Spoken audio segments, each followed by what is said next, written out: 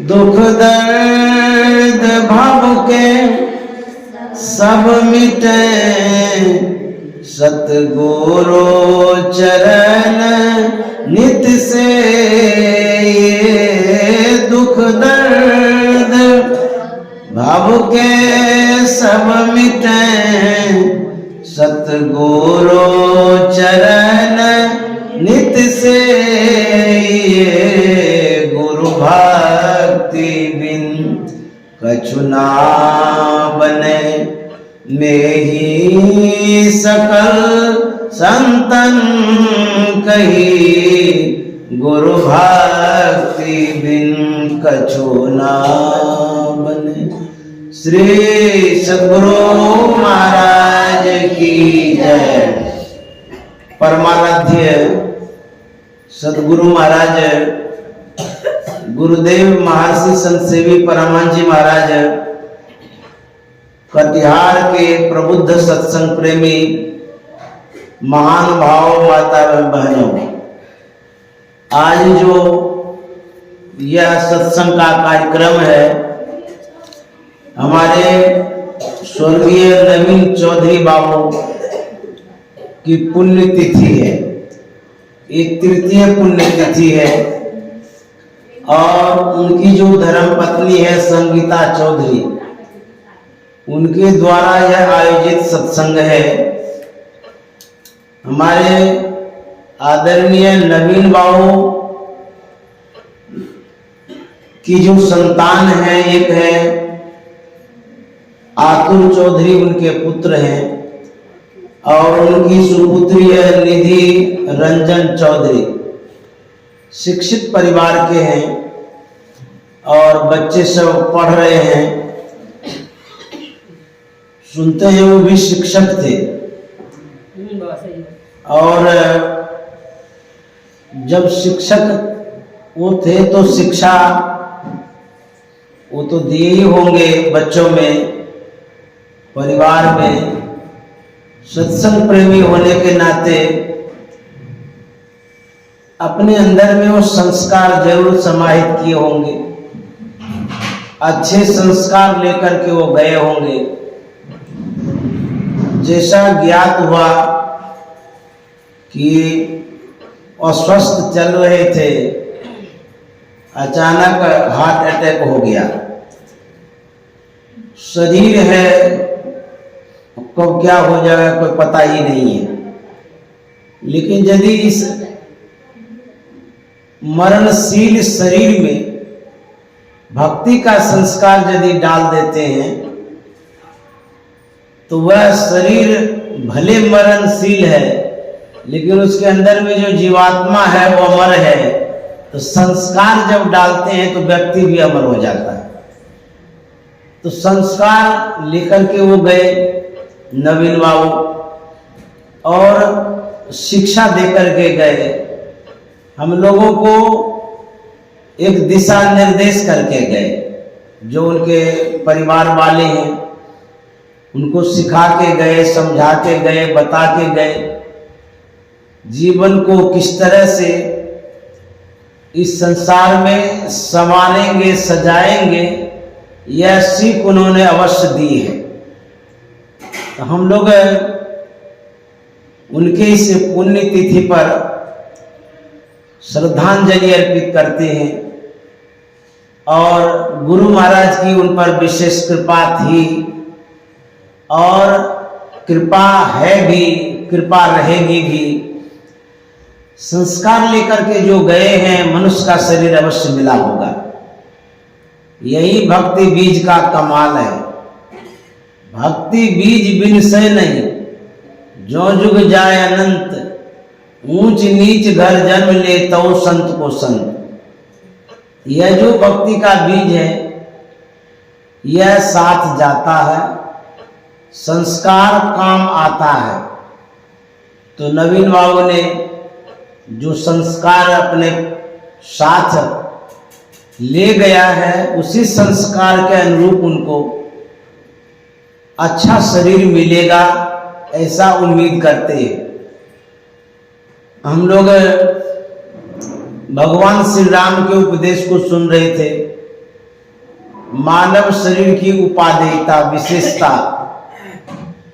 उसकी महत्ता को विषय में सुन रहे थे। भगवान श्री राम जब अपने राज्य को संचालित कर रहे थे तो जो राजा होता है उसका पुनीत कर्तव्य होता है कि प्रजा का विशेष ख्याल रखे, विशेष ध्यान दे, ताकि प्रजा लोग खुशहाल रहे। तो प्रभु श्री राम ने देखा कि प्रजा भौतिक सुख संपदा से संपन्न है, लेकिन अध्यात्म का अभाव है। इसलिए अध्यात्म का बीजारोपण, अध्यात्म की सीख, अध्यात्म की शिक्षा देना बहुत जरूरी है। तो सभी प्रजागणों को बुलाते हैं। उसमें जो भी उस समाज के लोग थे, जिस वर्ग के थे, उसमें सबको उन्होंने आमंत्रित किया, बुलाया। गुरुजन, पुरजन, सज्जन सब के सब आए। भगवान श्री राम अपनी भावना को व्यक्त करते हुए कहते हैं, बड़े भाग मानुष तन पावा, सुर दुर्लभ सब ग्रंथ ही गावा। भगवान श्री राम कहते हैं यह जो मानव शरीर मिला है बड़ा भाग्य से मिला है। कितना बड़ भाग्य है? कहता सुर दुर्लभ, यह देवताओं को भी दुर्लभ है। देव दुर्लभ शरीर मिला है तो बड़ी खुशी की बात है। देव दुर्लभ शरीर मिला तो खुशी की बात है। इतने तक सीमित रहने की आवश्यकता नहीं है। भगवान श्री राम ने यह भी कहा है कि जौ परलोक यहाँ सुख चाहूं, सुनि मम बचन हृदय दृढ़ गाऊं। विचार करिए भगवान के बातों पर। कहते हैं कि यदि इस लोक में और परलोक में सुख चाहते हैं तो मेरे बातों पर विचार करिए। अब सोचना यह है कि जब मनुष्य का शरीर बड़भागी है तो यहीं तक में संतुष्ट होना चाहिए, खुश होना चाहिए, सीमित होना चाहिए। यहीं पर सब तरह से व्यक्ति को यह समझना चाहिए कि बड़भागी शरीर मिल ही गया तो अब आवश्यकता ही क्या है। लेकिन नहीं, भगवान श्री राम कहते हैं इस शरीर मिलने के बाद, बड़भागी शरीर है, ये मिलने के बाद भी दुख लगा रहता है। तभी तो कह रहे हैं जो परलोक यहाँ सुख चाहो। यदि इस लोक में सुख चाहते हैं, परलोक में सुख चाहते हैं तो सुनि मम वचन हृदय दृढ़ गाऊं। मेरे वचनों को सुनिए और हृदय में धारण करिए। अब सुख का जो माध्यम है, सुख का जो रास्ता है, सुख का जो संसाधन है, भगवान श्री राम क्या बतलाते हैं? अच्छा, आप लोग सुख चाहते हैं कि नहीं चाहते? दुनिया में कोई भी लोग वो सुख चाहता है ना, तो भगवान श्री राम सुख का मार्ग बतलाते हैं, रास्ता बतलाते हैं। तो क्या बतलाते हैं? भगवान श्री राम कहते हैं भगति मोर पुराण श्रुति गाई। मेरी जो भक्ति है, जो वेद और पुराण में उल्लिखित है, उन भक्तियों के द्वारा आपको सुख मिल सकता है। तो भक्ति करना बहुत जरूरी है। तो कहां से प्रारंभ करेंगे? भगवान श्री राम कहते हैं प्रथम भगति संतन कर संगा, दूसरी रति मम कथा प्रसंगा। यदि सुख चाहते हैं तो सबसे पहली भक्ति संत की करनी होगी। ऐसा क्यों कहा गया? इसलिए भक्ति का मतलब तो सेवा। जब आप किसी की सेवा करते हैं तो सेवा के फलस्वरूप आपको कुछ वो देते भी हैं। तो संत की जब सेवा करेंगे तो वो कुछ देंगे। क्या देंगे? एक रास्ता देंगे, सही दिशा निर्देश देंगे, सुझाव देंगे। तब जाकर के आप परम परमात्मा को प्राप्त कर सकते हैं या उस सुख की ओर जा सकते हैं। इसीलिए भगवान श्री राम भेज देते हैं कि संत के शरण में जाओ। गोस्वामी जी ने लिखा है कि यह जो भक्ति है, इस भक्ति से सुख की उपलब्धि होती है। रघुपति भगति सुलभ सुखकारी। यह भक्ति सुखकारी भी है, लेकिन एक जगह कहते हैं रघुपति भगति करत कठिनाई, कठिनाई भी कह दिए। भगति स्वतंत्र सकल सुख खानी, लेकिन लगा दिए बिनु सत्संग न पावे प्राणी। भक्ति जो स्वतंत्र भक्ति है वो सुख की खानी है। और यह भक्ति मिलती कैसे है? कहते बिनु सत्संग न पावे प्राणी। जब तक सत्संग नहीं करेंगे तब तक आपको भक्ति का संसाधन नहीं मिल सकता है। एक स्वतंत्र भक्ति हो गई, दूसरी परतंत्र भक्ति हो गई। स्वतंत्र भक्ति क्या है? इंद्रियों से ऊपर उठ करके जो हम भक्ति करते हैं वो स्वतंत्र भक्ति है, और इंद्रियों से संयुक्त होकर के जो भक्ति करते हैं वो परतंत्र भक्ति है। अभी जो हम लोग भक्ति कर रहे हैं ये इंद्रियों के द्वारा भक्ति कर रहे हैं, ये परतंत्र भक्ति है, पराधीन भक्ति है। जब आप अपनी वृत्तियों को, सूरत को, ख्यालों को ऊपर उठाएंगे, इंद्रिय मंडल से ऊपर उठ जाएंगे, मन को ब्रह्मांड में लेके चले जाएंगे, यह स्वतंत्र भक्ति है। यही है सुख की खानी। भगवान श्री राम कहते हैं जब तक भक्ति नहीं करेंगे तब तक सुख नहीं मिलेगा। अब भक्ति करने के लिए संत के शरण में जाना पड़ेगा। संत के शरण में जब तक नहीं जाएंगे सदयुक्ति नहीं मिलेगी, फिर साधन कुछ कर नहीं सकते हैं। तो प्रभु श्री राम ने देखा प्रजागणों को भौतिक सुख है, लेकिन जो आंतरिक सुख है, आत्म सुख जो होना चाहिए उसका अभाव है। इसीलिए उपदेश और आदेश कर रहे हैं। भगवान श्री राम ने कहा साधन धाम मोक्ष कर द्वारा, पाए न जही परलोक समारा। यह शरीर कैसा है? साधन धाम। साधन कहते हैं व्यवस्था को। किस चीज की व्यवस्था? यह जो मानव शरीर है, इस मानव शरीर में सब व्यवस्था है। लोक और परलोक बनाने की व्यवस्था है। और कहते हैं मोक्ष कर द्वारा,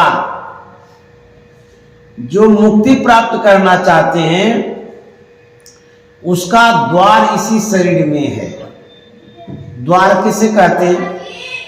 जब आप एंट्री करते हैं अपने घर में, जो दरवाजा है वहीं से आप प्रवेश करते हैं। तो द्वार मतलब उसको दरवाजा कह लीजिए, गेट कह लीजिए, मुख्य द्वार कह लीजिए, जहां से आप प्रवेश करते हैं। भगवान श्री राम कहते हैं इस शरीर में मुक्ति का द्वार है। गुरु महाराज के प्रवचनों में आप सुन रहे थे ना, बिंदु ध्यान के विषय में। अंतर में प्रवेश करने के लिए प्रथम बिंदु द्वार में प्रवेश करना होता है। गुरु महाराज ने लिखा है बिंदु राह से निकल बहादुर, तम मंडल टपना होगा। बिंदु का जो रास्ता है उसी रास्ते होकर के आपको निकलना होगा, वही दरवाजा है। दिल दरवाजा टूटे नजर के जोर से। गुरु महाराज कहते हैं तिल मन बिंदु, जो खाते हैं वो तिल नहीं है, वो खाने वाला तिल से पेट भरता है, और भीतर में जो तिल है वो बिंदु ध्यान, उस तिल का यदि आप दर्शन करेंगे आपके जीवन में सुख और शांति मिलेगी। तो जो बिंदु है वहीं से रास्ता निकला हुआ है। बिंदु ध्यान कैसे करते हैं? दृष्टियों के द्वारा। हम दृष्टि का जब सिमटाव करते हैं, दृष्टि को जब हम जोड़ते हैं तो दृष्टि का सिमटाव जब होता है तो एक बिंदुता पर होता है। हमारी दृष्टि सिमटती है तो बिंदु को प्राप्त करती है। जब तक दृष्टि फैली रहती है तब तक बिंदु को प्राप्त नहीं कर सकती है। तो दृष्टि योग के द्वारा बिंदु ध्यान करते हैं। यही बिंदु ध्यान मोक्ष का दरवाजा है, द्वार है। यहीं से प्रवेश करेंगे मुक्ति धाम में। भगवान श्री राम कहते हैं यह शरीर साधन धाम है, मोक्ष कर द्वारा पाए न जहीं पर लोग संवारा। जो शरीर पाकर के, अनमोल शरीर पाकर के, मानव शरीर पाकर के परलोक को नहीं सुधारता है, उसके लिए भगवान श्री राम क्या कहते हैं, सो परत्र दुख पावे। परत्र का मतलब होता है जहां भी आप जन्म लेंगे, जिस शरीर में आप रहेंगे, सब जगह आपको दुख भोगना पड़ेगा। सो परत्र दुख पावे। और क्या कहा दिए, सिर धुनी धुनी पचता है। जैसे किसी को घाटा लग जाता है तो माथा धुनते हैं, किसी के पास समस्या आ जाती है तो सिर धुनते हैं। उसी तरह से यदि आप भगवत भजन नहीं करेंगे तो सिर धुनना पड़ेगा, पछताना पड़ेगा। और क्या करता है लोग, काल ही कर्म ईश्वर ही मिथ्या दोष लगा। जब विपत्ति आती है, दुख आता है किसी के भी जीवन में, तो व्यक्ति समय को आरोपित करते हैं, दोष देते हैं कि मेरा तो समय ही खराब हो गया है, मेरे जीवन में दुख ही दुख आ रहा है। कोई कोई कहते हैं कि हमारा तो कर्मे खराब है इसीलिए हमको दुख हुआ है। फिर कोई कहते हैं भगवान हमारे ऊपर से कृपा का हाथे उठा दिए, भगवान रुष्ट हो गए, गुरु महाराज नाराज हो गए, इसीलिए दुख आया है। लेकिन शास्त्र कहता है काल ही कर्म ही ईश्वर ही मिथ्या दोष लगा। झूठे आप दोष लगाते हैं, आप काल को दोष लगाते हैं, कर्म को दोष लगाते हैं, ईश्वर को दोष लगाते हैं, कहते हैं सब झूठा है। किसी को दोष मत लगाइए। यदि आप सही रूप से भगवत भजन करेंगे, सच में आपके जीवन में सुख और शांति आएगी। अन्यथा आप सिर धुन करके पछताते रहेंगे, आपके जीवन में सुख नहीं आ सकता है। तो प्रभु श्री राम कहते हैं भगवत भजन करने के लिए। और ईश्वर की जो भक्ति है उसको करने के लिए कहते हैं। और यदि युक्ति चाहते हैं तो संत के शरण में जाना होगा। यह प्रभु श्री राम प्रजागणों को समझाते हैं। और क्या कहते हैं कि कर्णधार सदगुरु दृढ़ावा, दुर्लभ साज सुलभ करी पावा। कर्णधार का मतलब होता है जो नाव को खेते हैं, नाविक भी उसे कहते हैं, मल्लाह भी कहा जाता है। कर्णधार कौन है, सदगुरु दृढ़ावा। संत सदगुरु कर्णधार हैं। किस नाव के कर्णधार? शरीर रूपी नाव के खेने वाले संत सदगुरु हैं। कर्णधार सदगुरु दृढ़ावा, दुर्लभ साज सुलभ करी पावा। ये जो मनुष्य का शरीर है इसको साज कहा गया। साज में ना, जैसे बाजा जब बजाते हैं, हारमोनियम, ढोलक, जो सारंगी है, बीना, ये सब साज है, संगीत का साज। जब तक ये साजबाज नहीं रहेगा तो संगीत प्रारंभ नहीं कर सकते, संगीत में आनंद ही नहीं मिल सकता। तो साज माना सामान। ये जो साज है, साज रहने से शोभा देता है। भगवान श्री राम कहते हैं मनुष्य का शरीर साज है, यह सामान है। किस लिए? भवसागर पार करने के लिए। जो न तरे भवसागर, नर समाज अस पार, सोकृत निंदक मंदमती आत्म हनगति। यदि ऐसा साज, मनुष्य का शरीर साज है, यह पाकर के भवसागर पार होने का प्रयत्न नहीं करते हैं, सोकृत निंदक मंदमती। भगवान श्री राम का तो कृतज्ञ है, मंद बुद्धि वाला है, और आत्म हनगति जाए, उसको आत्महत्या का पाप लगेगा। अब बुझिए, भजन नहीं करना, भगवान श्री राम कहते हैं आत्महत्या का पाप लगेगा। आत्मज्ञान जो प्राप्त नहीं करते हैं उसको आत्महत्या का पाप लगता है। दुर्लभ साज संत सदगुरु मिल गया, अनमोल मनुष्य का शरीर मिल गया, और सदगुरु यदि मिल गए तब भजन नहीं करते हैं तो कहते हैं वो आत्म हनगति जाए, आत्महत्या का पाप लगेगा। इसलिए भगवान श्री राम कहते हैं कि अपने जीवन को बनाने के लिए सदगुरु के शरण में जाकर के साधना करनी चाहिए, तब आपका जीवन उद्धार होगा, नहीं तो यह जीवन बेकार हो जाएगा। यह जो मनुष्य का शरीर है यह बड़ा अनमोल है, अद्भुत भी है। हम शरीर के बाह्य तल पर रहते हैं, स्थूल दृष्टि से स्थूल शरीर को देखते रहते हैं, गोड़ा है, नाटा है, खोटा है, मोटा है, छोटा है, यह स्थूल शरीर का बाह्य भाग है। लेकिन संत महात्मा कहते हैं इस शरीर के भीतर यदि प्रवेश करेंगे इसमें बड़ी अद्भुतता मालूम होगी। जैसे हम लोग नवीन बाबू के आवास में आए हैं सत्संग करने, पहले तो इस घर के बाहरी भाग को देखे, चार दीवारी को देखे, लेकिन जैसे ही अंदर आए, अंदर आते ही इस घर की जो सजावट है, जो सुंदरता है, बड़ा मनमोहक है, बड़े अच्छे ढंग से घर को बनाया गया है। मन प्रसन्न हो गया घर देख करके। तो भीतर घुसे तब तो पता चला इतना सजा हुआ घर है, बड़े अच्छे ढंग से बनाए हैं। और जब तक बाहर में रहते तो साधारण सी दीवार देखती, समझते कि घर ठीक नहीं है, लेकिन अंदर जब घुसे तब पता चला। ठीक उसी तरह से ये जो शरीर है, शरीर के बाह्य तल पर हम लोग हैं, बाहर खाली देखते रहते हैं, लेकिन यदि भीतर घुसेंगे तो अद्भुतता मालूम पड़ेगी, विशेषता मालूम पड़ेगी।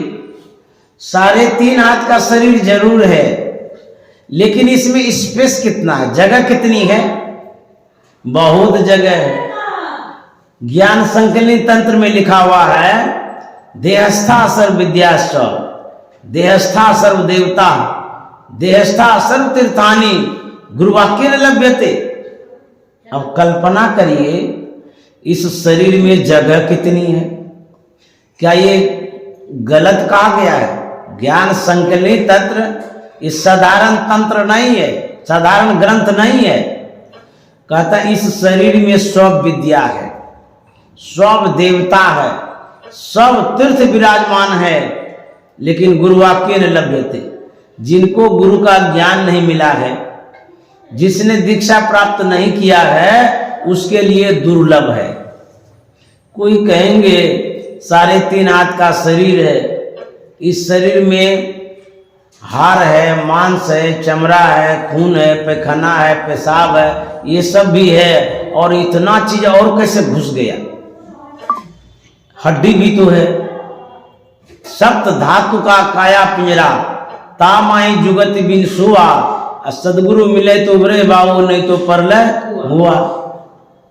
अब बुझिए, सप्त धातुओं से निर्मित शरीर है, और इस शरीर में जो कुछ है, ज्ञान संकलित तंत्र कहता है सब विद्या है, सब देवता है, सब तीर्थ है। घुस कैसे गया, कहाँ है? जब आप टीवी चलाते हैं, सबके घर में टीवी है, टीवी में जब आप समाचार लगाते हैं या और कुछ भी देखते हैं, आप टीवी को ऑन करते हैं तो उसमें यह भी देखते हैं कि पहाड़ है, पठार है, मैदान है, हाथी है, घोड़ा है, समुद्र है, शहर के शहर घुसे हुए हैं। आपसे हम पूछें कि छोटी सी टीवी में इस समुद्र कैसे घुस गया, पहाड़ कैसे इतना बड़ा घुसा, इतना मोटा हाथी कैसे घुस गया। एक शहर को कौन कहे, पूरा शहर का शहर इंग्लैंड, अमेरिका, थाईलैंड, भारत सब घुसा हुआ है। आप क्या जवाब देंगे? आप कहेंगे तो भौतिक वैज्ञानिकों का चमत्कार है, यंत्र विशेष के माध्यम से वो ऐसा दिखा देते हैं छोटी सी टीवी में पूरी दुनिया को। आपके भौतिक वैज्ञानिकों में इतनी क्षमता है कि इतनी छोटी सी टीवी में पूरे दुनिया को दिखा सकता है, तो हमारे जो परमात्मा महावैज्ञानिक है, क्या उसमें क्षमता नहीं है 3.5 हाथ के शरीर में पूरा दुनिया दिखा दे? संतों ने तो कहा सकल दृश्य निज उदर मेली, शोभय निद्रा तय योगी, सोई हरिपद अनुभव परम सुख अक्षय द्वैत वियोगी। सकल दृश्य, पूरे दुनिया में जो दृश्य है उसको कहता सकल दृश्य। सभी दृश्यों को देखता है कौन? योगी। जब भीतर में प्रवेश करते हैं पूरी दुनिया दिखती है। श्री सद्गुरु महाराज की जय। जब तक घुसेंगे नहीं तब तक पता नहीं चलेगा, इसलिए प्रवेश करने की आवश्यकता है। आंख जब बंद करते हैं, जब दृश्यों की क्रिया करते हैं, जो बिंदु है उस बिंदु में जैसे ही प्रवेश करेंगे पूरा ब्रह्मांड दिखने लगेगा, तो वहां जाने की आवश्यकता है। इसी कटिहार की घटना है। हमारे आदरणीय महेश्वर प्रसाद सिंह जो गुरु महाराज पर शोध कर रहे थे, तो शोध के क्रम में उन्होंने पढ़ा, डुबकी मारी समुद्र में, निकसा जाए आकाश, गगन मंडल में घर किया हीरा पाया दास।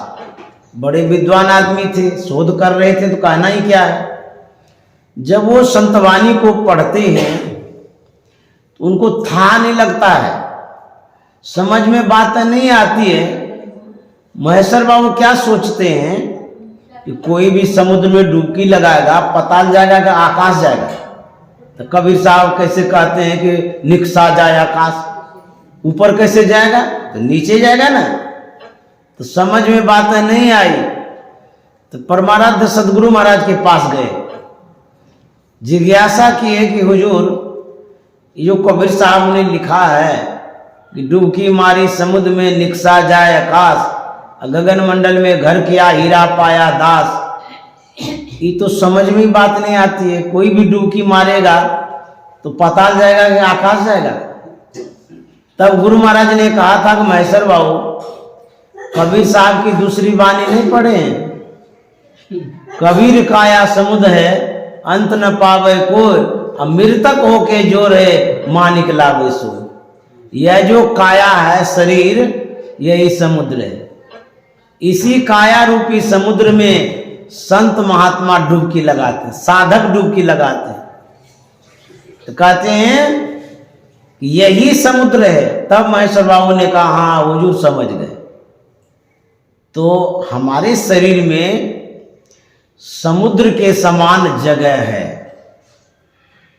इसमें जो प्रवेश करता है उसको पता चलता है। आपके पास मोबाइल है, आप वीडियो रिकॉर्डिंग करते हैं, उसमें चिप लगा हुआ है जिसको SD कार्ड कहते हैं।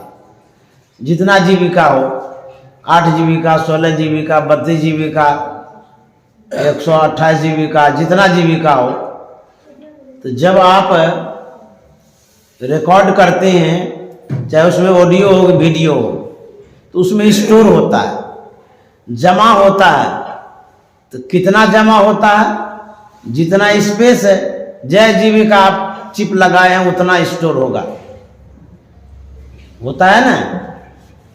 और हमारे शरीर में जो स्पेस है, जो जगह है, तो उसको कहा दिया गया कि समुद्र के समान जगह। समुद्र में कितना भी जल जाए बढ़ता नहीं है, उसी तरह से हमारे शरीर में जगह है। ऐसा संतों ने कहा, ऋषियों ने कहा। जैसे आप अभी देख रहे हैं, कुछ भी देखते हैं, चाहे हमें देखते हैं या जो भी रूप आपको दिखाई देता है, आंख के द्वारा आप देखते हैं, यह रिकॉर्ड होता है हमारे मस्तिष्क में, भीतर में। कहेंगे ये कैसे रिकॉर्ड होता है? अच्छा, अभी हम बतला रहे हैं आपको, जैसे आप हमको देख रहे हैं ना, सबको ही देखते हैं। अभी आंख बंद करिए, हम फिर भीतर में भी दिखेंगे, ऐसा देखने में आएगा।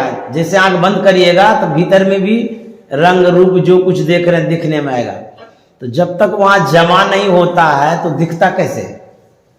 अभी आप कान से सुन रहे हैं, यदि आप घर चले जाएंगे, वहां भी आपको ये बातें याद रहेगी कि बाबा ऐसा ऐसा कह रहे थे।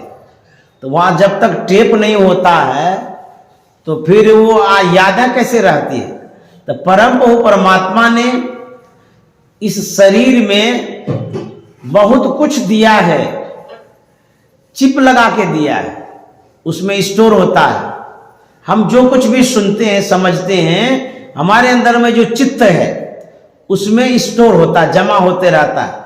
शुभ अशुभ संस्कार जमा होता है, जो कुछ देखते हैं वो भी जमा होता है, जो कुछ सुनते हैं वो भी जमा होता है। ये सब वहां स्टोर होता है, जमा होता है। इसी के कारण जब हम जन्म लेते हैं, कभी भी दूसरे शरीर में जब जाते हैं, तो यह संस्कार रहता है। किसी किसी बच्चे को आप देखे होंगे कि छोटे से ही बड़ा ज्ञानी दिखता है, कहते बाप रे इसको कितना ज्ञान है, ये बूढ़ा की तरह ज्ञान है इसको। कोई भक्ति में देखते हैं पारंगत हो जाता है छोटे बच्चे। ऐसा क्यों होता है? पिछले जन्म में जो संस्कार लाया है, उसके साथ जो आया है, उसी के कारण वो आगे बढ़ रहा है। उसी तरह से हमारे अंदर में ये जमा होता है, इतना जगह है, इसीलिए कहा ये सागर है। और यदि आप प्रवेश करेंगे, कितनी जगह? लख लख आकाशा लख लख पताला। संत वाणी बड़ी विचित्र वाणी, था लगाना बड़ा मुश्किल है। पलटू साहब कहते हैं इस शरीर में लाख लाख आकाश है। अच्छा, किसी को विश्वास होगा? ये जो आकाश, जिस आकाश में हम लोग अभी हैं, इस आकाश का तो थहे नहीं है, कितना लंबा है, चौड़ा है। कोई भी वैज्ञानिक आकाश का अंत नहीं पाया है, न पाएगा।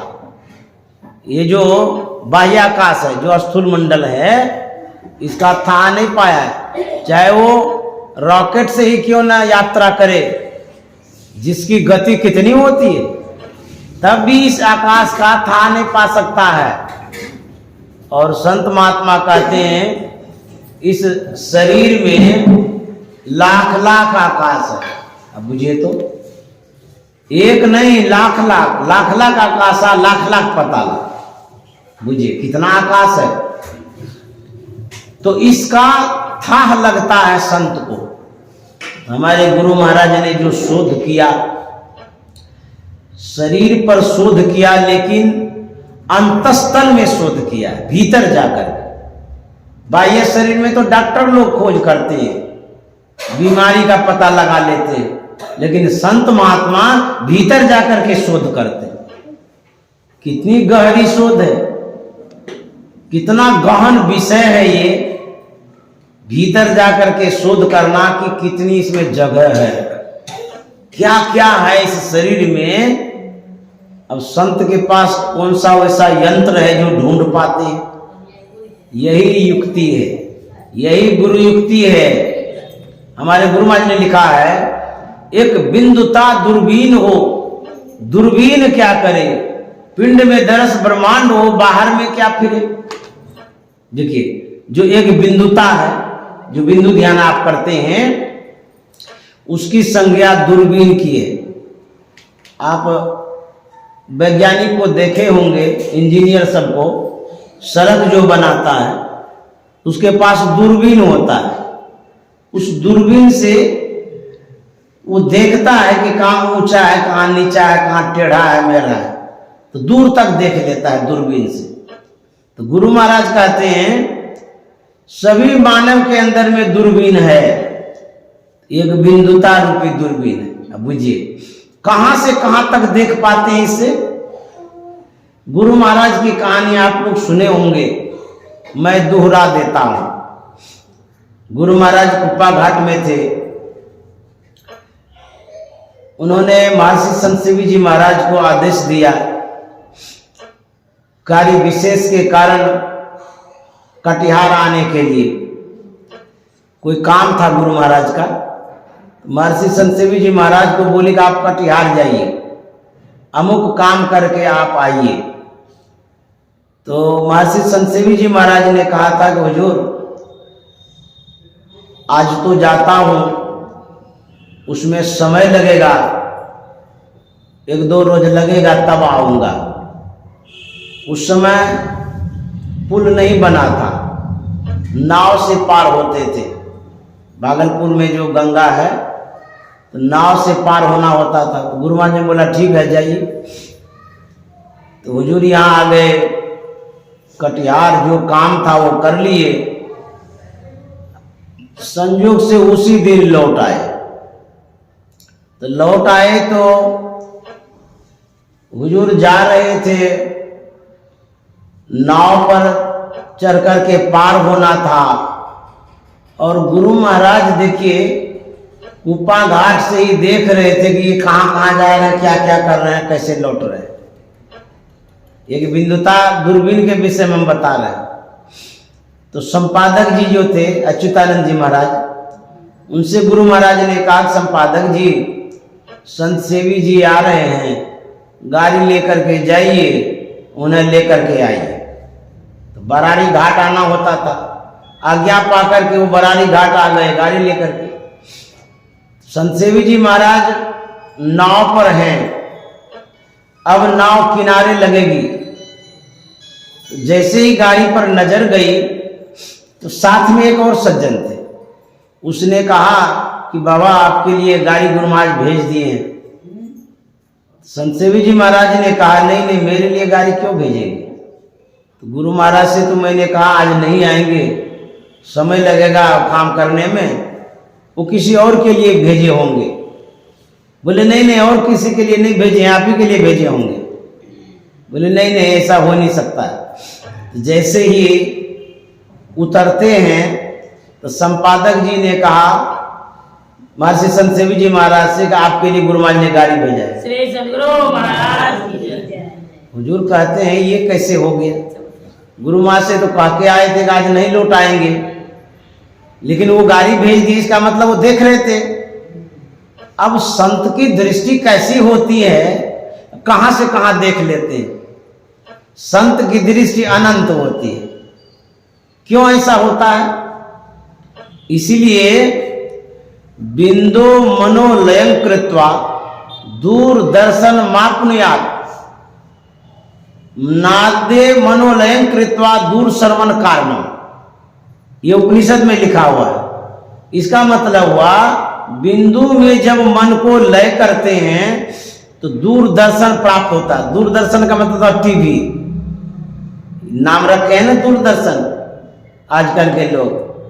लेकिन संत महात्मा जब ध्यान करते हैं तो बिंदु का जब ध्यान करते हैं, उसमें जब मन को लय करते हैं तो देखने की क्षमता बढ़ जाती है। दृष्टि में इतनी क्षमता बढ़ती है कि दूर से दूर तक देख लेते हैं। ये शोध है संत का। और ऐसी दृष्टि में क्षमता बढ़ती है, कितना देख पाते हैं। गोस्वामी जी ने कहा है उभरई विमल बिलोचन ही के, मिटई दोष दुख भव रजनी के, सूजई रामचरित मणि मानिक, गुपुत प्रगट जब जो जय खानिक। गोस्वामी जी कहते हैं जब उभरेगा, क्या उभरेगा, विमल विलोचन, विमल का मतलब होता है पवित्र, विलोचन का मतलब होता है विशेष आंख। इसका मतलब है हम जिस आंख से देखते हैं वो विशेष आंख नहीं है, ये बाह्य आंख है, स्थूल आंख है, मोटी आंख है। तो विशेष आंख कहाँ है? कहते भीतर में, आज्ञा चक्र में, 10वां द्वार में, वही शिव नेत्र है। तो जब वो आंखें उघड़ेगी तब सूझेगा, सूझे रामचरित मनि माने, गुप्त प्रकट जब जो जे खाने, जो गुप्त है जो प्रकट है सब सूझने लगेगा। लेकिन गोस्वामी जी कहता है यथा स्वंजन आंजी दृग, साधक सिद्ध सुजान, कौतुक देखे शैल बन भूतल भूरी निधान। यथा स्वंजन, गोस्वामी जी कह दिए जिनको आंख में जो सुरमा लगाते हैं, अंजन उसको कहते हैं, जिसको अंजन की उपलब्धि हो गई है, अर्थात आंख में जब लगाते हैं दोष दूर हो जाता है, सूझने लगता है। अब वो अंजन जिनको प्राप्त है उसी को तो सूझेगा। मान लिया किसी को मोतियाबिंद हो गया है, उसको सूझेगा? तो ऑपरेशन कराएंगे तब सूझेगा। तो जब तक अंजन नहीं लगाएंगे, यथा स्वंजन, सुमन होता अच्छा, अच्छा अंजन, आंजी दीर्घ, आंजी में आंख होता है, जब तक आंख में नहीं लगाएंगे, दीर्घ में न होता आंख, आंख में जब तक स्वंजन नहीं लगाएंगे तब तक नहीं सूझेगा। अब अंजन ढूंढिए, बाजार में जाकर के सुरमा खोजिए, जहां मिलेगा वहीं न खोजिएंगे। अब गुरु जो बतला रहे हैं अंजन के विषय में, गोस्वामी जी, इस अंजन की खोज कहां करेंगे?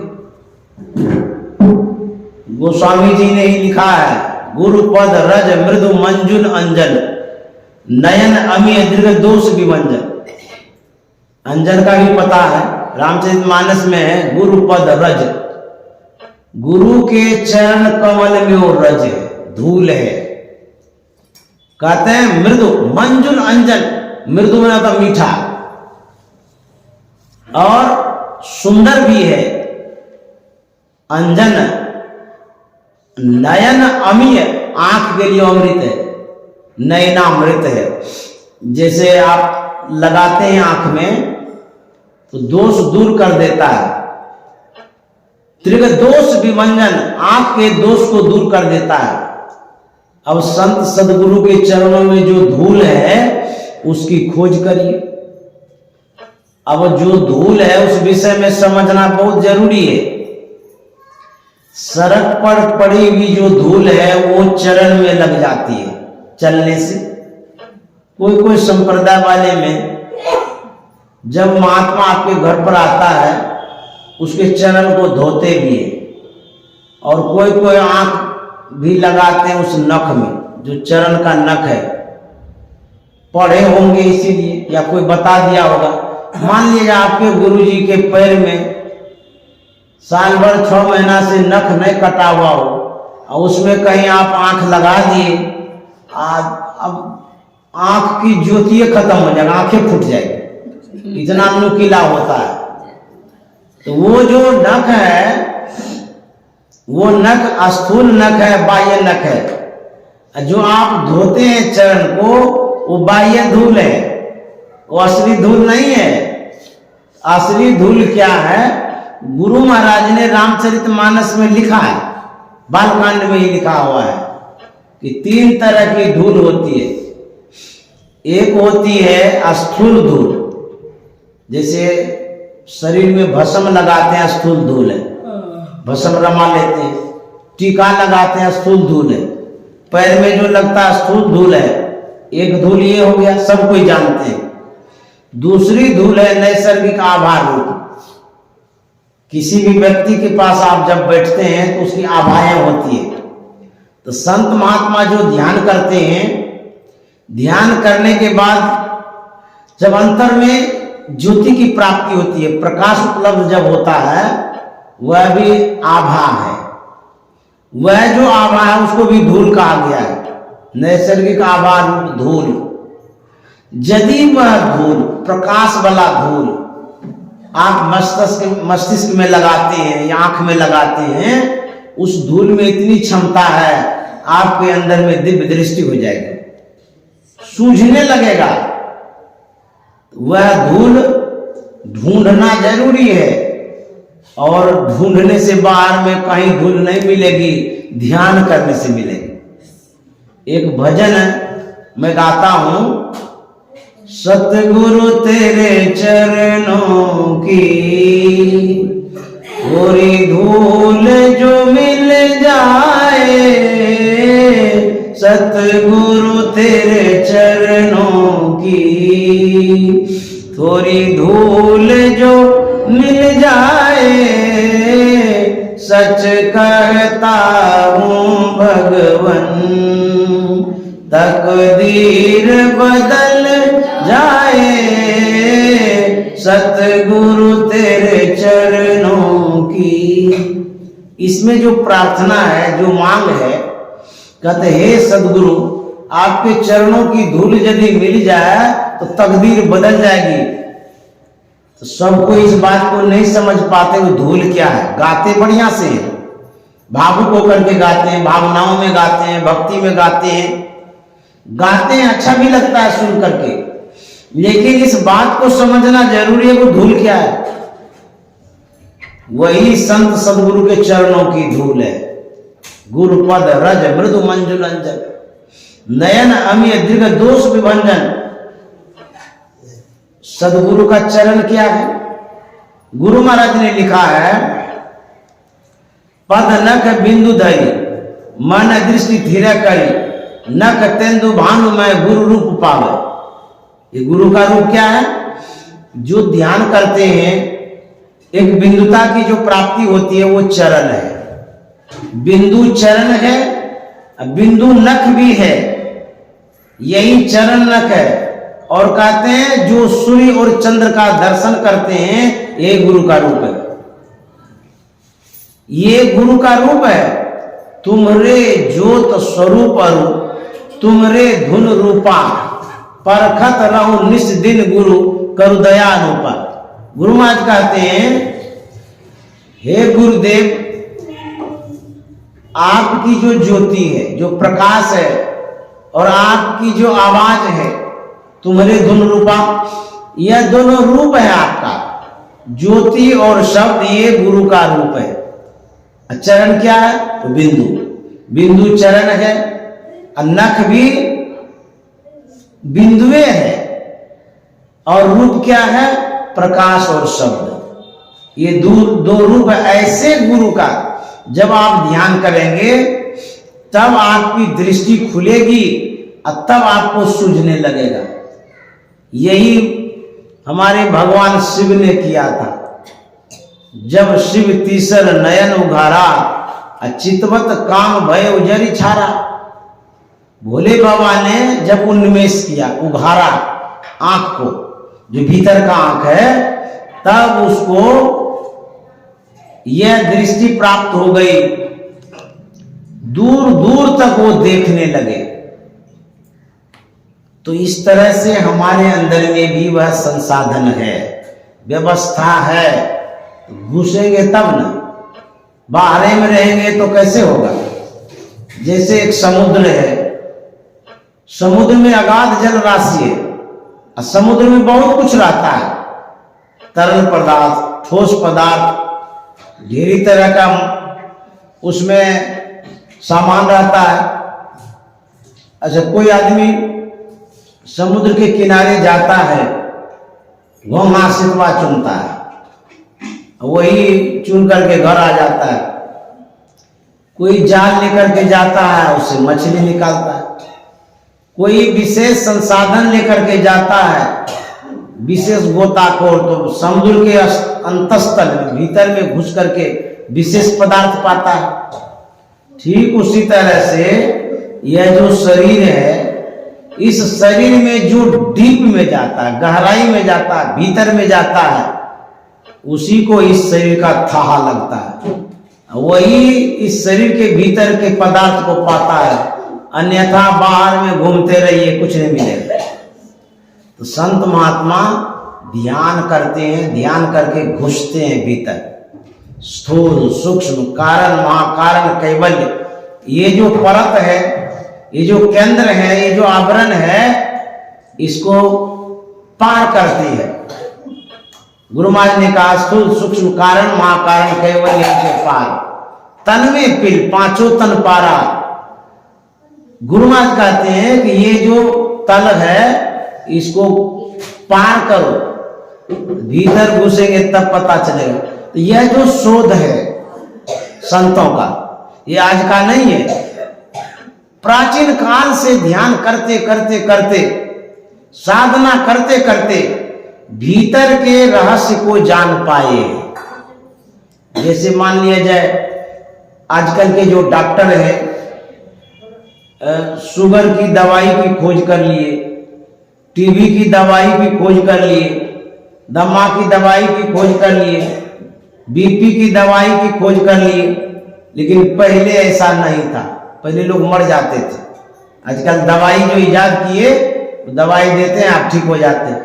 ठीक उसी तरह से प्राचीन काल से ऋषियों ने खोजा है, शोध किया है, कहाँ? भीतर में, शरीर के अंदर में शोध करते करते उनको प्राप्त हुआ है। वही अनुभूति संतवाणी में है, वही गुरु महाराज ने लिखा है। गुरु महाराज कहते हैं सुखमनिया में मोरी नजर लागी, सुखमनिया में मोरी नजर लागी, ओ नजर लागी, हाँ नजर लागी, ओ नजर लागी, हाँ नजर लागी, सुखमनिया में मोरी नजर। गुरु महाराज का अनुभव सुनिए, जो ध्यान किए, ध्यान करके जो उपलब्धि हुई वही अनुभव बता रहे। हमारी दृष्टि सुखमनिया में लग गई। सुखमनिया कहता सुषुम्ना को, आज्ञा चक्र को, वहां दृष्टि हमारी लगी तो हुआ क्या? गुरु महाराज कहते हैं वहां दृष्टि लगने से अंतर में प्रकाश हुआ। जो जो उपलब्धि हुई है सब गुरु महाराज अपने अनुभव में बता दिए हैं। तो सुखमनिया में आज्ञा चक्र में दृष्टि कैसे लगी यह बतलाते हैं।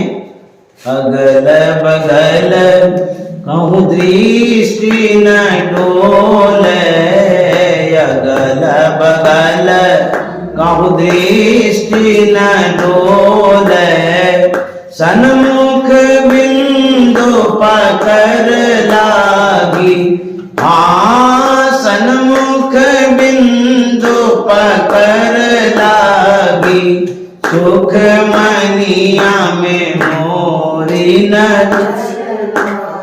गुरु महाराज कहते हैं दृष्टि जो है इधर उधर नहीं गई। जब ध्यान करते हैं तो हमारी दृष्टि भागती है।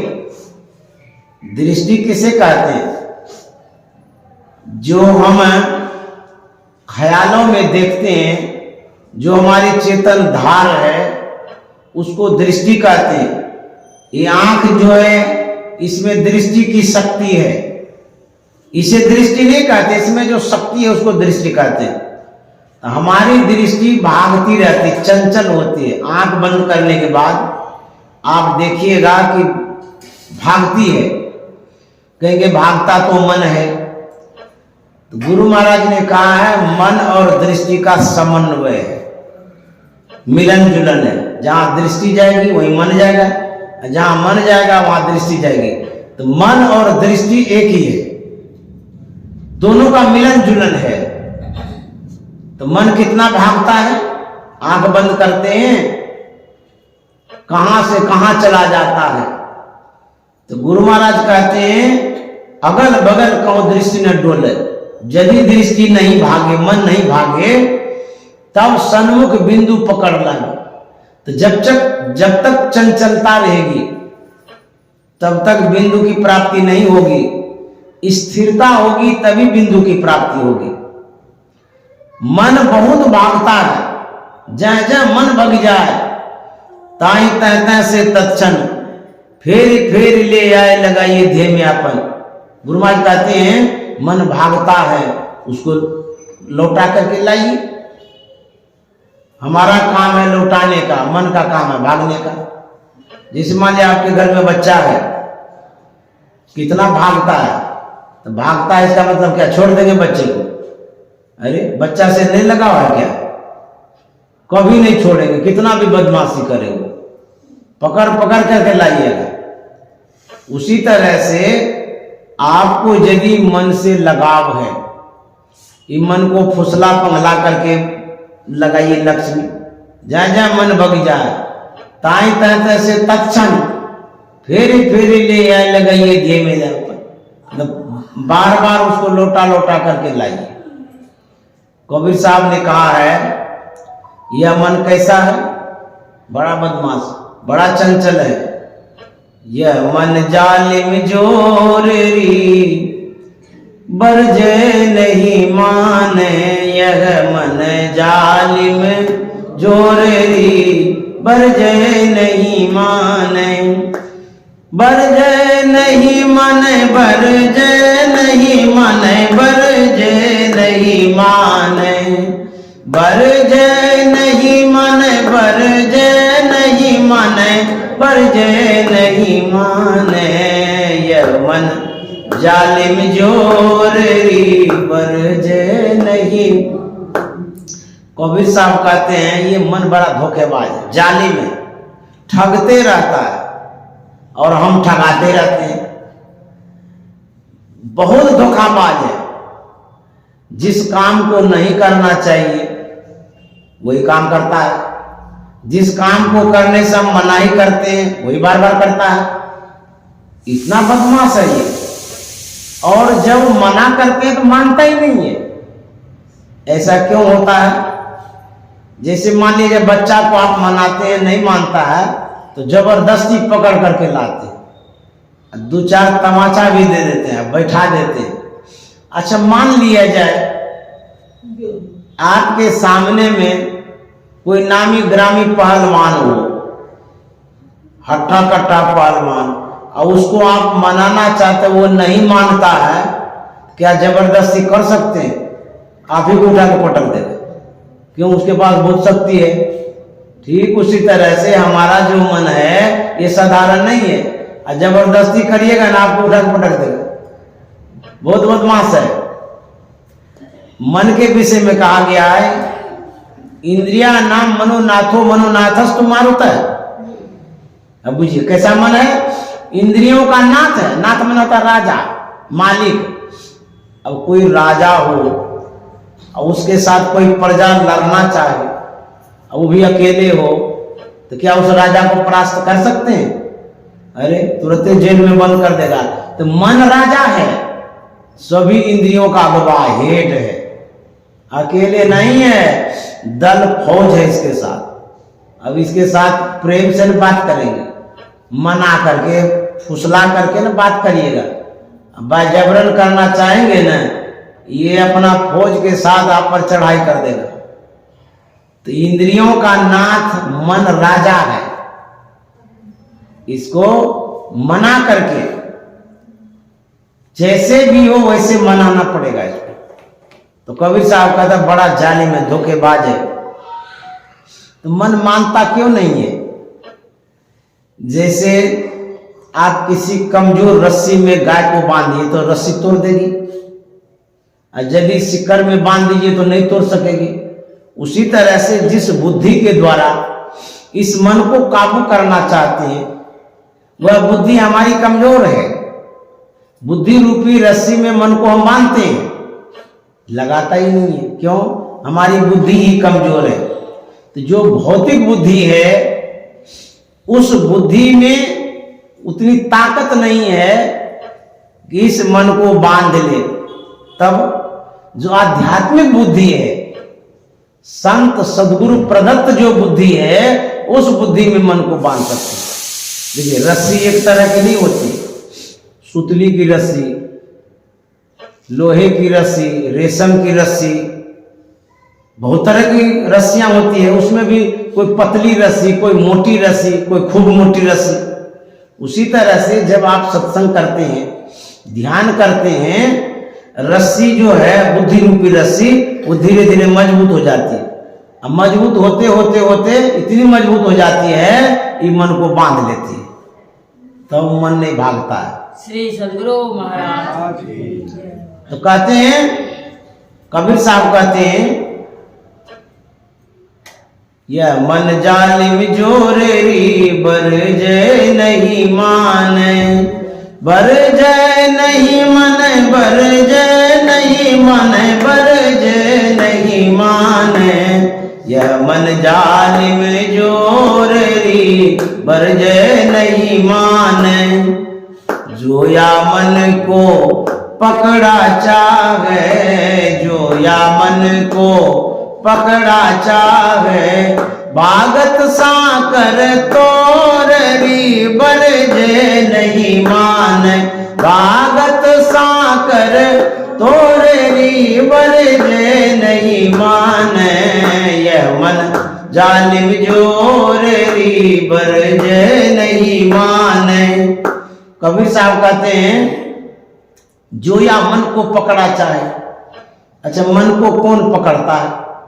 मान लीजिए आपका बच्चा, उसको देख रहे तभी पकड़ते हैं, और यदि बच्चा छिपा हुआ रहे तो, आपके नजर से ओझल रहे तो कैसे पकड़िएगा? जिसको देख ही नहीं रहे उसको पकड़िएगा कैसे? अच्छा, मन को पकड़ने की जो बात कही गई है, आप मन को देखे हैं? कोई बताइए तो मन कैसा है? आज तक किसी ने देखा ही नहीं है। अब बुझिए, अदृश्य है। ऐसी को पकड़ने के लिए कहते हैं भागत साकर। तो आप जो पकड़ना चाहते हैं बुद्धि से, उसको तोड़ करके भाग जाता है। मन दिखता ही नहीं है। सुबह से शाम तक मन की बात करते हैं, खाने का मन है, सोने का मन है, पढ़ने का मन है, आने का मन है, जाने का मन है, सत्संग में जाएंगे ऐसा मन होता है, कहते हैं ना। सुबह से लेकर के शाम तक मन की बात करते हैं, लेकिन मन को देख नहीं पाते हैं। डॉक्टर के पास जब आप जाते हैं, जब हड्डी फ्रैक्चर हो जाती है, एक्सरे कराते हैं। एक्सरा में वो दिखता है कि कहां पर हड्डी टूट गई है। डॉक्टर को कहिए, डॉक्टर साहब आपको हम 3 गुना पैसा देंगे, थोड़ा ये बतला दीजिए कि मन कहाँ छिपा हुआ है। एक्सरे लेकर के दिखा दीजिए तो वो दिखा देगा, लेकिन मन है ना। जैसे कहिएगा डॉक्टर साहब को मन का एक्सरा ले लीजिए, डॉक्टर कहेगा ये पागल है। ऐसा क्यों कहता है? मन है कि नहीं है, सो बताइए। मन है, लेकिन डॉक्टर के पास यंत्र वैसा नहीं है कि मन का एक्सरे करे। लेकिन साधक के पास, संत के पास एक्सरा मशीन ऐसा है कि मन की जाने सवे गुरु, वो उनके पास तो है एक्सरा, वो तो जान जाते हैं। संत सदगुरु जानते हैं। क्यों? इसलिए जानते हैं, मन पर वो शोध किए हैं, खोज किए हैं, मन रहता कहाँ है, इसका रूप क्या है, कहाँ छिपा रहता है इस शरीर में। तो शोध करते करते उस मन को पा लिए। जब आप कोई यंत्र खोलते हैं, जैसे घड़ी खोलते हैं, घड़ी खोलने का औजार बहुत पतला पतला होता है, और यदि ट्रैक्टर खोलेंगे तो मोटा मोटा औजार होता है। ठीक उसी तरह से मन सूक्ष्म है। इस सूक्ष्म मन को परखने के लिए, पकड़ने के लिए आपको भी सूक्ष्म होना पड़ेगा, तब मन पकड़ा जाएगा, अन्यथा मन पकड़ा नहीं जाएगा। सुर नर मुनि सब पची पची हारे, सुर नर मुनि सब हाथ न आवे चोररी बर जे नहीं मान, हाथ न आवे चोररी बर जे नहीं माने। यह मन जालिम जोररी बर जे नहीं माने। कबीर साहब कहते हैं, ये जो मन है ना, चोर है। अब जी चोरी करते रहता है, आप ही के पास रहता है, आप ही के साथ छल भी करता है, धोखेबाज भी करता है, चोरी भी करता है, और चोरी करने देते रहता है रोज। अब बुझिए, रोज चोरी करता है, लेकिन आप कुछ कहते भी नहीं है।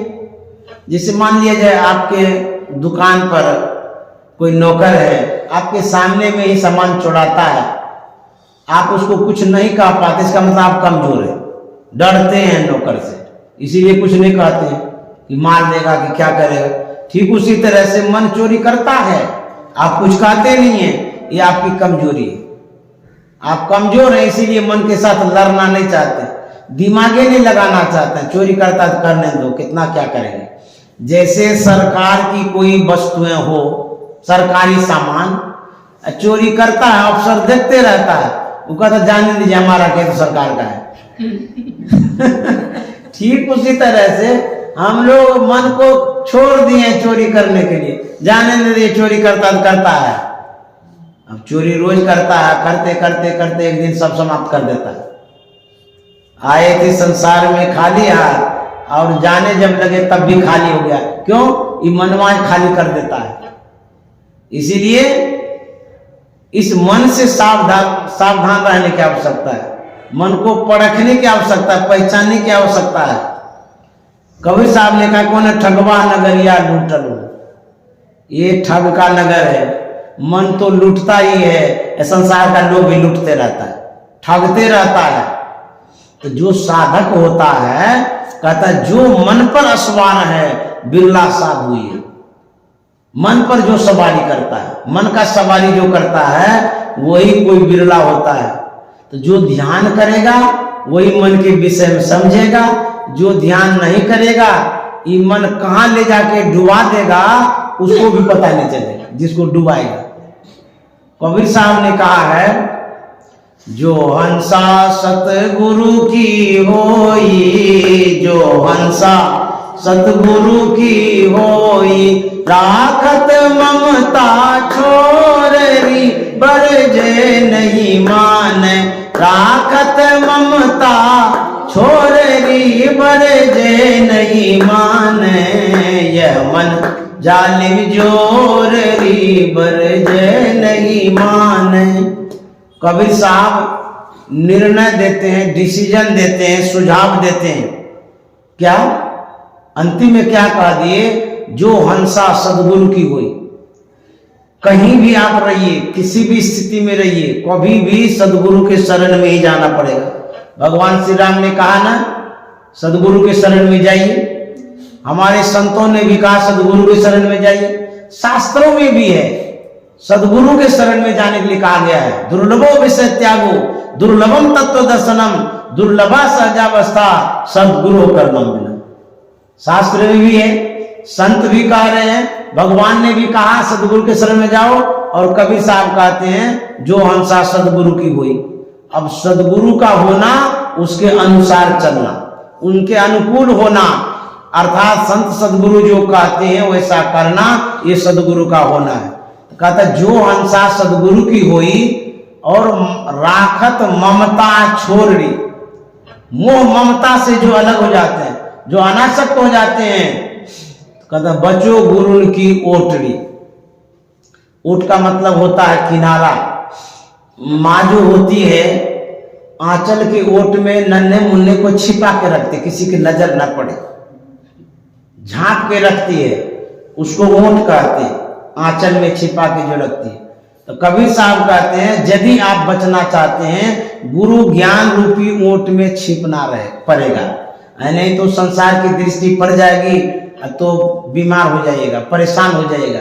तो संसार से यदि बचना चाहते हैं, दोष दृष्टि से बचना चाहते हैं, तो गुरु का जो ज्ञान रूपी ओट है उसमें छिप जाइए। श्री सद्गुरु महाराज की बचो गुरु की ओट में, तब जाकर के बच सकते हैं। आप लोग बहुत अच्छा करते हैं, यहाँ बराबर सत्संग करते रहते हैं। कटिहार में एक से एक महात्मा आते हैं, बड़े बड़े विद्वान महात्मा, बड़े अच्छे साधक भी आते हैं। आप लोग इतने सौभाग्यशाली हैं, जैसे सभी नदी नाला का जल समुद्र में समाहित हो जाता है, बढ़ता ही नहीं है, ठीक उसी तरह से बड़े बड़े विद्वान संत महात्मा का ज्ञान कटिहार वासियों के मस्तिष्क में समाते रहता है। श्री सद्गुरु आप ऐसे श्रोता हैं, सबका ज्ञान आप प्राप्त करते हैं। वक्ता से विशेष आप लोग हैं, क्योंकि बहुत वक्ताओं को आप सुनते हैं, बहुतों का ज्ञान आपके पास है। जो आपके पास ज्ञान है वो मेरे पास नहीं है, क्योंकि आप बहुत तरह से संग्रह कर लिए हैं। तो हमारे पास जो था मैंने सुना दिया, ढेर तो आपके ही पास है, और आप लोग तो सुनाते ही नहीं है, तो हम कहां से सीखेंगे हम। तो आप लोगों को बहुत बहुत धन्यवाद, साधुवाद। और आदरणीय हमारे जो नवीन बाबू के, नवीन चौधरी के स्मृति में यह सत्संग रखा गया, मैं पुनः श्रद्धांजलि अर्पित करता हूं। और वो नवीन बाबू जिन्होंने इतना सुंदर घर दिया, इतना अच्छा परिवार दिया, इतना अच्छा संस्कार दिया, और उसी की याद में पुण्य तिथि में हम लोग सत्संग किए। उनका तृतीय पुण्य तिथि है, और उनके परिवार के लोग सबके सब अच्छे हैं। उनके जो 2 बच्चे हैं पढ़ रहे हैं, मैं उनके लिए शुभकामना करता हूं। नया वर्ष प्रारंभ हो गया, आज द्वितीय दिन है। नव वर्ष में सब खुशहाल रहें, सबकी गुरु भक्ति बढ़े, यह शुभकामना करके मैं वाणी में विराम देता हूं। श्री सद्गुरु महाराज की जय।